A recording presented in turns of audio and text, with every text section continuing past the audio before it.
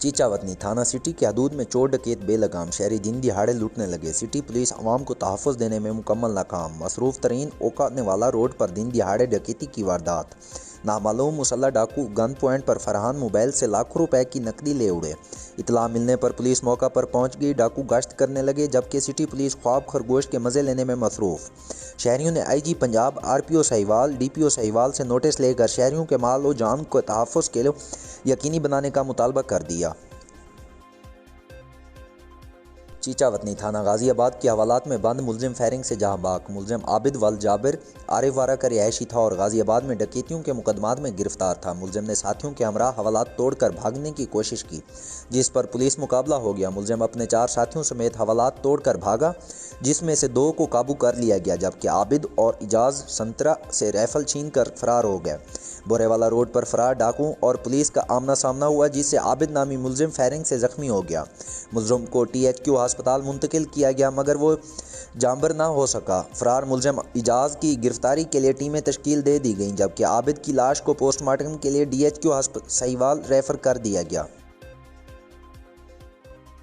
ننکانہ صاحب تھانہ مانگٹا والا کے گاؤں ناتھا میں 3 سالہ معصوم بچے کے ساتھ زیادتی۔ پولیس نے ملزم کو گرفتار کر کے مقدمہ درج کر لیا۔ 3 سالہ معصوم شاہ میر جو کہ گلی میں کھیل رہا تھا کہ ملزم احسان جاوید نے بچے کے ساتھ زیادتی کر ڈالی اور موقع سے فرار ہو گیا۔ پولیس تھانہ مانگٹا والا نے فوری کارروائی کرتے ہوئے ملزم احسان جاوید کو گرفتار کر کے معصوم بچے کے والد منور حیات کی مدعیت میں مقدمہ درج کر لیا۔ اس موقع پر ڈی پی او ننکانہ زاہد عزیز کا کہنا تھا کہ متاثرہ بچے کو انصاف کی منصفانہ فراہمی اولین ترجیح ہے اور قانونی تقاضوں کے مطابق ملزم کو قرار واقعی سزا دلوائی جائے گی۔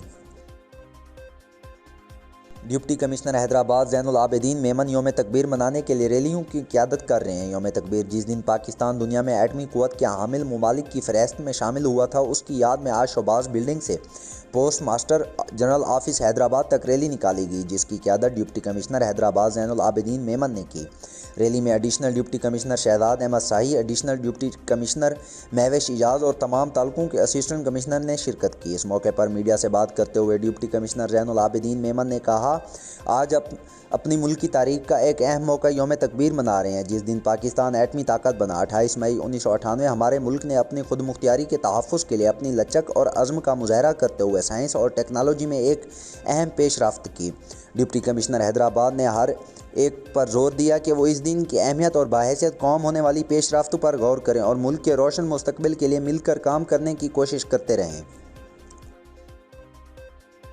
پاکستان مرکزی مسلم لیگ ضلع ننکانہ صاحب کے زیر اہتمام ضلع بھر میں یوم تکبیر ملی جوش و جذبے کے ساتھ منایا گیا۔ یوم تکبیر کے مرکزی ریلی چوک ریلوے اسٹیشن سے شروع ہو کر بیری والا چوک میں اختتام پذیر ہوئی۔ ریلی میں تاجر برادری، سول سوسائٹی، میڈیا نمائندگان سمیت شہریوں کی کثیر تعداد نے شرکت کی۔ ریلی کے شرکا نے مختلف پلے کارڈز اور بینر اٹھا رکھے تھے۔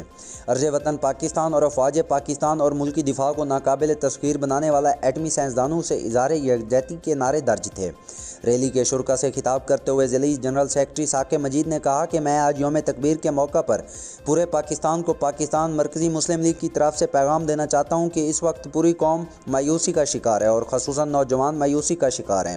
پاکستان مرکزی مسلم لیگ پوری قوم کو اس مایوسیوں سے نکالے گی۔